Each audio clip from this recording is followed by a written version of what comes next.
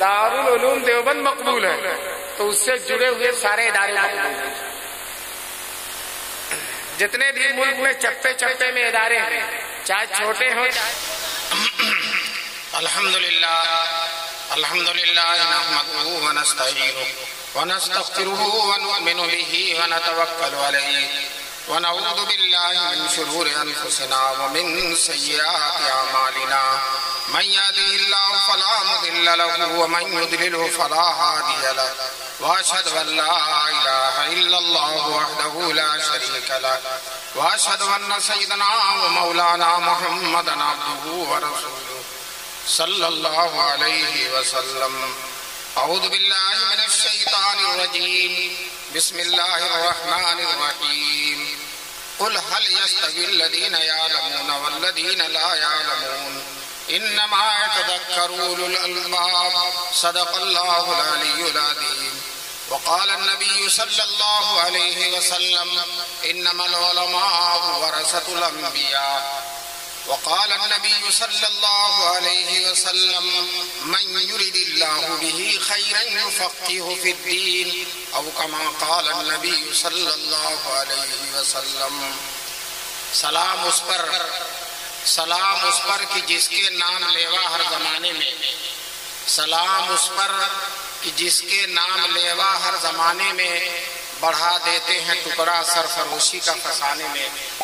حضرت صدر جلسہ، معزز اور محترم علماء کرام، محترم بزرگوں اور دوستوں، نوجوانان ملت اور نیک مائیں اور بہنیں، اللہ کا کرم ہے، احسان ہے کہ اللہ تبارک تعالیٰ نے ہم سب کو اپنے اس محبوب مقبول صاحب خدمت ادارہ مرکز العلوم سونگڑا میں اس کے دستار بندی کے جلسے کے موقع پر حاضر ہونے کا موقع نصیب فرمایا.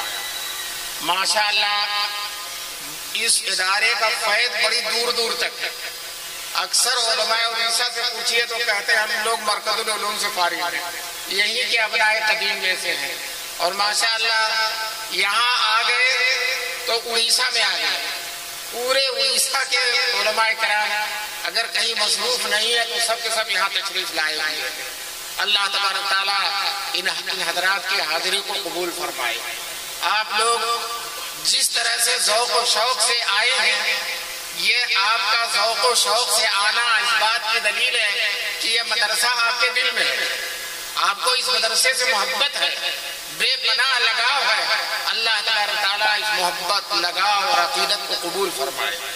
اور یوں ہی نہیں، جب تک کچھ ملتا نہیں ہے تب تک آدمی کسی پر فدا نہیں ہوتا. اس مدرسے سے بہت کچھ ملا ہے لوگوں کو، بڑا فیض ہے.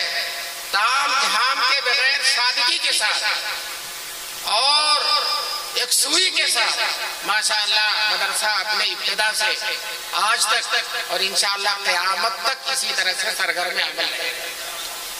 مدرسے کے اکابر آج ان کی روحیں کتنا خوش ہوگی. اس کے بانی حضرت مولانا سید اسماعیل صاحب اور روح رواں حضرت مولانا سید سراج الدین صاحب اور بہت سارے اکابر جنہوں نے اپنے خون جگر سے اس مدرسے کو سینچا ہے، اللہ تبارک تعالیٰ ان کی قبروں کو نور سے بھر دے اور ان حضرات کے لیے بہترین صدقہ جاریہ ہے.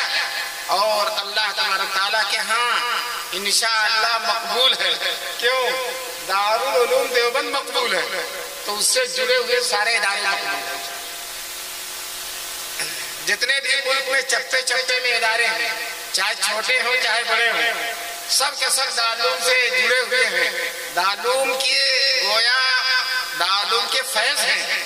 تو اللہ تعالیٰ نے جس طرح سے دارالعلوم کو دیوبند کو لوگوں کے دلوں میں بٹھا دیا، آج بھی کوئی آدمی عالم بھی نہیں ہوتا، دیوبند آ جاتا ہے تو کہتا ہے جانے کا جی نہیں چاہ رہا، جانے کا جی نہیں چاہ رہا. وہ در و دیوار میں ایسی کشش ہے کہ وہ عقل سے بالا تر ہے. اس کا تعلق عقل سے نہیں ہے، اس کا تعلق دل سے. چنانچہ ابتدائے قیام سے لے کر آج تک اور انشاءاللہ قیامت تک یہ مدرسہ رسول پاک صلی اللہ علیہ وسلم کے دین کا سب سے بڑا خادم ہے دارالعلوم دیوبند۔ یہ اس دور میں قائم ہوا ہے جب یہ ڈر لگا ہوا تھا، بہت بڑا خطرہ تھا کہ شاید ہندوستان سے اسلام ختم ہو جائے، ہماری حکومت ختم ہو گئی تھی، 800 سالہ شاندار حکومت ختم ہو گئی تھی، شاہ ظفر گرفتار کر کے رنگون جیل میں ڈال دیے گئے تھے، اور عجیب صورتحال تھی، سارے مدرسے جو اس سے پہلے قائم تھے سب کے سب بند ہو گئے، اس لیے کہ مدرسے حکومت چلاتی تھی، وزیر چلاتے تھے، نواب چلاتے تھے، مدرسے رئیس چلاتے تھے، اور یہ سب کے سب ختم ہو گئے، اور انگریزوں نے ایڑی اور چوٹی کا زور لگا دیا تھا کہ ملک میں کوئی مدرسہ نہ رہنے پائے، بڑے بڑے علماء پھانسی پر چڑھا دیے گئے، یا ان کو ہندوستان سے باہر جلا وطن کر دیا گیا، کالا پانی بھیج دیا گیا، یا ہجرت کر کے مکہ اور مدینہ چلے گئے۔ دوستو عجیب صورتحال تھی، اس وقت اللہ والوں کے دل بہت تڑپے، بہت روئے، بہت اللہ تعالیٰ کے حضور گر گرائے، چنانچہ 1857 کے بعد 1866 تک مسلسل 10 سال تک یہ اللہ کے بندے اللہ کے حضور تہجد میں تڑپتے تھے، گرم آنسو بہاتے تھے، روتے تھے، بلکتے تھے کہ بار الہ اس ملک میں تیرے محبوب صلی اللہ علیہ وسلم کی نشانیاں مٹ نہ جائیں، حضور کا دین مٹ نہ جائے، حضور کی شریعت مٹ نہ جائے، قرآن و حدیث کا یہ چرچا اس ملک میں ختم نہ ہو جائے، اے اللہ اسلام کی حفاظت کی کوئی سبیل پیدا فرمائیے۔ معمولی بات نہیں ہے، بڑے بڑے اولیاء جس میں حاجی امداد اللہ مہاجر مکی ہیں، مولانا قاسم نانوتوی ہیں، مولانا رشید احمد گنگوہی ہیں، مولانا احمد علی سہارنپوری شارح بخاری ہیں، بڑے بڑے علماء تڑپتے رہے۔